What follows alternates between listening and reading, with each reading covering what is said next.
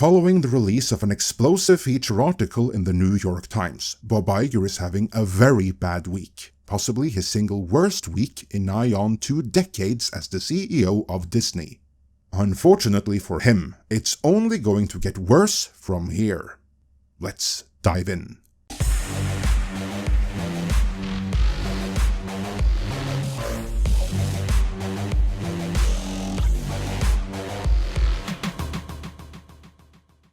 As long-time viewers of Midnight's Edge will know, as well as the viewers of our other good friends WDW Pro and Valiant Renegade, that have also provided excellent coverage on the true scale of Bob Iger's mismanagement. There is nothing in this New York Times piece that wasn't already covered in CNBC's exposé from last year.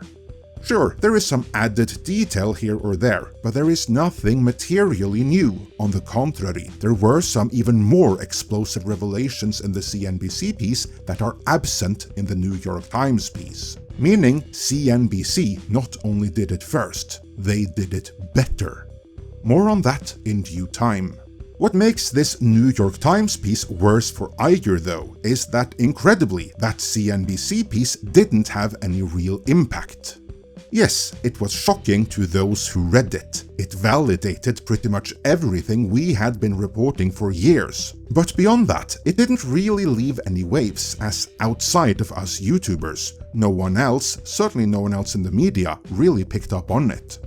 CNBC had conducted some genuine journalism, but for whatever reason, that was something that the rest of the media complex, including the financial media complex, wouldn't touch with a 10-foot pole.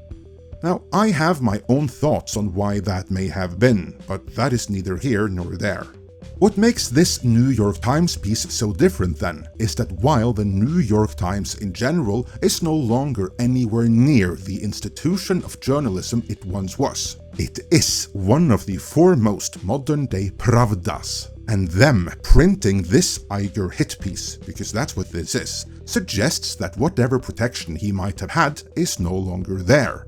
And indeed, the seed articles that should have popped up in the aftermath of that CNBC piece last year are popping up right now. In their summary of the New York Times feature story, the New York Post writes, Bob Iger was called an assassin by ex-Disney CEO Bob Chapek, whose wife griped he was Iger's lapdog. Fortune magazine's angle is, Steve Jobs told Bob Iger not to stay too long at Disney so that he would still have time to enjoy life. And make no mistake about it, everyone reading Fortune knows that even that headline is code for quit while you're ahead and jump ship while you can still hack it. Business Insider runs with a similar angle as Fortune, while Business Standard focuses on Iger's Machiavellian side in their write-up Palace Coup, how Iger outmaneuvered Chapek, returned to power at Disney.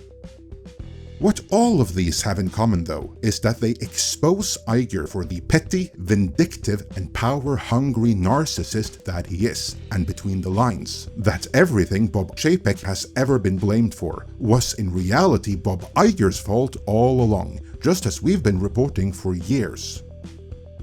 Towards the end, when Chapek maybe did make some mistakes, the years of harassment and undermining that Iger had subjected him to was no doubt a big part of the reason why. If anyone reading any of these stories should get anything other than that out of them, then they need to overcome their Chapek derangement syndrome and accept the fact that for the past 10 years, their hero Bob Iger is the captain that has been steering the Disney ship into iceberg after iceberg. And Bob Chapek was only ever given the job of CEO so that Iger could ultimately continue to be the shadow CEO behind the scenes. If the New York Times piece makes anything clear, it is that Bob Iger never appointed Chapek as CEO so that he would actually run the company. No, he was only to take over all of the boring numbers and routines part of the job, while Iger had all the fun in his new position as creative director, going to fancy parties, traveling the world at premieres, schmoozing with celebrities and overseeing Chapek, who was denied a board seat, as the piece states. Notably, Mr. Chapek would not be joining Disney's board, which was unusual given that nearly all chief executives also serve as board members, in many instances as chair. But the board wanted a probation period for Mr. Chapek and wanted to emphasize that he would be reporting to Mr. Iger. It would be awkward if Mr. Chapek were also a member of the board responsible for Mr. Iger's oversight. The New York Times continue, in another sign that Mr. Iger intended to maintain a visible presence, he decided to stay in the office that both he and Mr. Eisner had occupied as chief executives. Mr. Chapek was relegated to smaller quarters nearby. The arrangement only added to internal confusion about Mr. Chapek's new status. So clearly, as Chapek's wife spotted early on, Chapek was only there to be Iger's lapdog. So what went wrong? Why has Iger since referred to the appointment of Chapek as CEO as the biggest mistake he ever made? Let's get into that, and everything else that is actually revealed by the New York Times. This is a very, very long article. To illustrate how long, if you were to copy the text into a Word document, then subject to spacing and formatting, it would translate to roughly 30 pages, so it'll take a couple of videos to unpack all of this. But let's begin with something easy, namely when Bob Iger first turned on his lapdog Bob Chapek, and what horrible crime Chapek did for that to happen. And for simplicity, let's just do a rerun from our earlier coverage from that CNBC piece, which was far better anyway. Because apart from one New York Times exclusive witness story about Iger bragging to Chapek about his new yacht when Chapek wanted to prep, which another eyewitness claims never happened, the remaining witness accounts from both the New York Times and CNBC are 100% identical in this matter.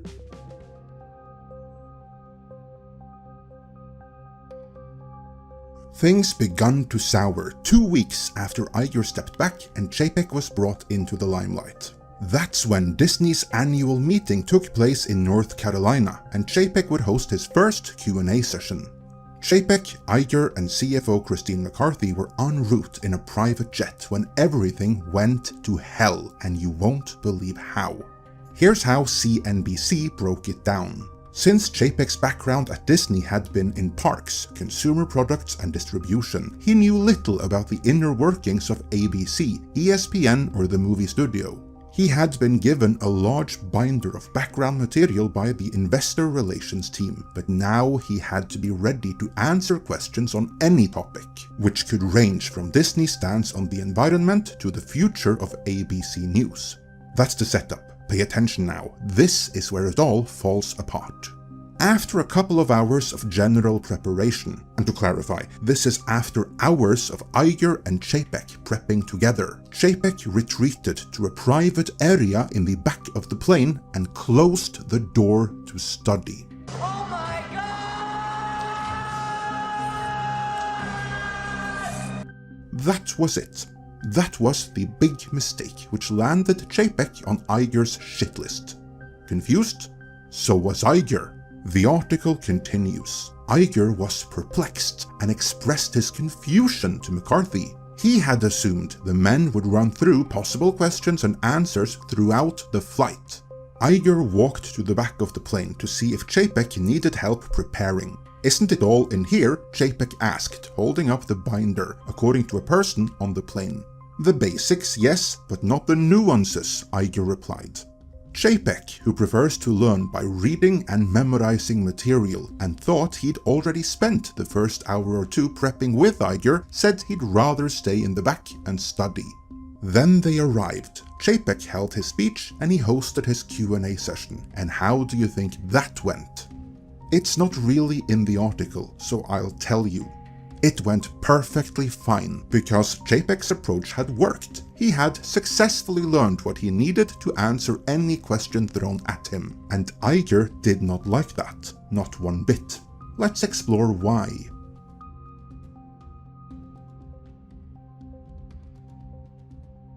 Before I give my interpretation of these events, let's see what the article says.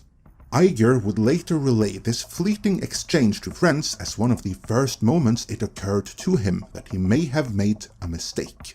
He had thought that he was handing off the company to a collaborative leader who would work with him side by side for the next 22 months.